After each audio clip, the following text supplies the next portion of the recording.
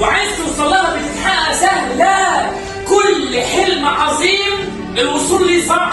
كل حلم كبير البني ادم لازم يتعامل عشان يوصل له. اللي احنا محتاجينه يا جماعه انك تتحول لبني ادم ما عادش فارق معاه اي حاجه، اللي فارق معاك بس احلامك، اللي فارق معاك بس الحاجات اللي انت عايز توصل لها، اللي فارق معاك انك ما وراكش اي حاجه غير انك تشتغل عشان تحقق الحاجات اللي نفسك فيها، تشتغل عشان الاحلام اللي نفسك تحققها، تشتغل عشان اهلك اللي متعلقين في رقبتك، تشتغل عشان كل يوم مريت بيه بوجع ما تمرش بيه تاني.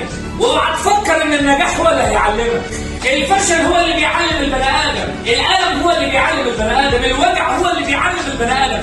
كل الم، كل وجع، كل يوم مر عليك صعب علمك انك تبقى بني ادم اقوى، علمك انك ما تتوجعش تاني، علمك انك تبقى نسخه اقوى واجمل من النسخه اللي عدت قبل كده، علمك ان يجي عليك يوم من الايام تبقى بني ادم ضد اي صدمه، ضد اي وجع موجود في حياتك، فوق من اي حاجه بتسيطر عليك.